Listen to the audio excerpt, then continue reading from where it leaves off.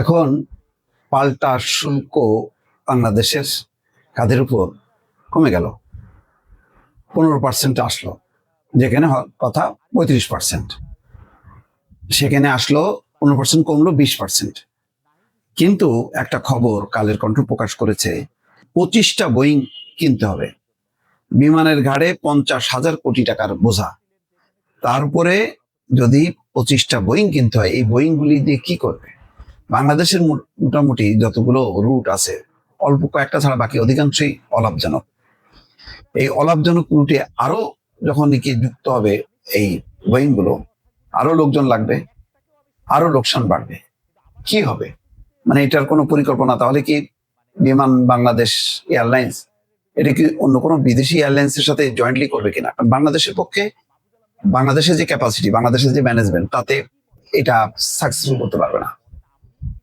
যার কারণে দেখেন ওই কানাডা রুট, যেটা টরেন্টো, বহু কষ্টে করা হলো, এখন এটা লজ্জাজনক, জানি না এখন এটা চালু আছে কিনা। নিউ ইয়র্কের এটাও বলা হচ্ছে নাকি লস, তারপরে ম্যানচেস্টারে যায় লন্ডনে, সেটাও নাকি লস।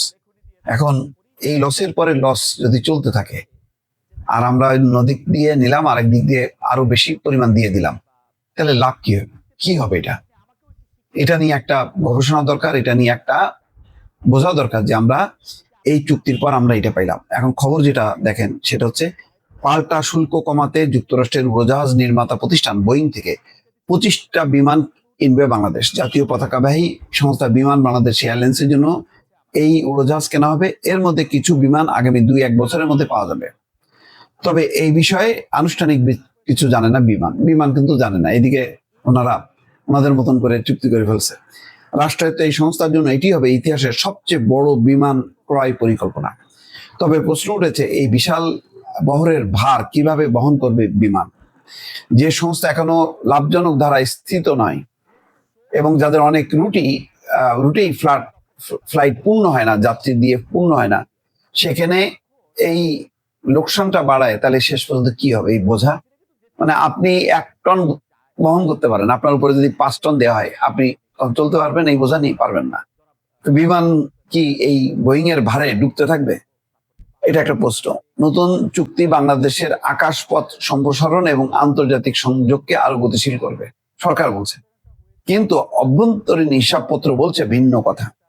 বিমান বর্তমানে ফ্লাইট পরিচালনায় নানা সীমাবদ্ধতার মধ্যে রয়েছে, লোকসানি রুট বন্ধ করতে পারছে না এবং কর্মী কাঠামো অতিরিক্ত ভারী। বিশাল একটা জনবল, এই জনবল নিয়ে কি করবে? এভিয়েশন খাত সংশ্লিষ্ট ব্যক্তিরা বলছেন, যেসব উড়োজাহাজ কেনার জন্য বিমানকে অর্থনৈতিক দায় নিতে হবে, সেই প্রতিষ্ঠানকেই অন্ধকারে রেখে এমন বড় সিদ্ধান্ত নিয়ে প্রশ্ন উঠছে। বিমানের কাছে তো জানতে হবে যে ভাইরে, আমরা এই যে বিমানগুলি কিনবো এই পাল্টা শুল্ক কমাইতে, আমরা যদি কিনি তোমাদের অবস্থা কি হবে? না, তারা কিছুই জানে না। এখন ওরা বলছে যে তোমাদের এই আমাদের এই পচা গম কিনতে হবে, মানে বললাম আর কি, মানে আগে যেটা সাহায্যের গম সেটা কিনতে হবে বেশি দামে, আর হলো বোয়িং কিনতে হবে, সবই হলো তাদের রুটে। এখন ওইটা যদি করো তাহলে আমরা পাল্টা শুল্ক কমাবো। কমাইছে, একদিক দিয়ে কমাইছে, কিন্তু আরেক দিক দিয়ে যদি নিয়ে যায় তাহলে তো সেটা ওই 35% যেটা করছিল ওইরকমই হয়ে যায়। নাকি আসলে কি হয় এটার একটা মানুষ জানতে চায়, মানুষকে জানানোর দরকার। মানুষ যদি না জানে, ব্যবসায়ীরা না জানে, দেশ যদি না জানে, আলটিমেটলি তো এটা দেশকে এই খেসারত দিতে হবে। দেশ কেন খেসারত দেবে?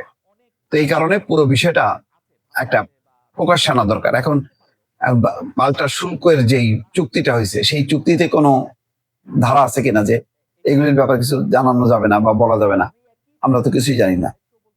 25টা নতুন বোয়িং কেনা নিঃসন্দেহে একটি সাহসী উদ্যোগ, কিন্তু সেই সাহস যেন ভারে নুজু একটা প্রতিষ্ঠানে পরিণত না হয়। বিমানকে একটি সুসংগঠিত, দক্ষ, স্বচ্ছ প্রতিষ্ঠান হিসেবে প্রতিষ্ঠিত হওয়া আগে প্রয়োজন। দেখেন, এখন আপনাকে অনেক টাকা দিচ্ছে, সেটা আপনার জন্য তো ভালো, কিন্তু সেই টাকাটা যদি আপনি খাটাতে না পারেন, তাহলে আপনার জন্য এটা বোঝা। তো সেরকম যদি হয়ে যায় তাহলে কি হবে? সরাসরি বহর বাড়ানোর পথে হেঁটে সরকার ভবিষ্যতে ঘাড়ে এমন একটা বোঝা চাপিয়ে দিল, যেটি টেনে নেওয়া সহজ নাও হতে পারে, নতুবা সেগুলো থাকবে হ্যাঙ্গারে চুপচাপ, ধুলোয় চাকা এবং কোটি কোটি টাকার বোঝা হয়ে যাবে। তাহলে এক্সিস্টিং যেগুলি আছে এগুলিকে বসে রাখতে হবে। এখন বাণিজ্য সচিব বলতেছে, আমাদের বিমানের বহর বাড়াতে হবে।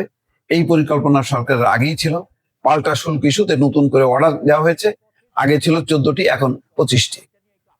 কি হবে আল্লাহ জানে। মানে সব মিলায় এগুলি গভীর বিশ্লেষণের প্রয়োজন আছে। দর্শক ভালো থাকবেন। আল্লাহ হাফেজ।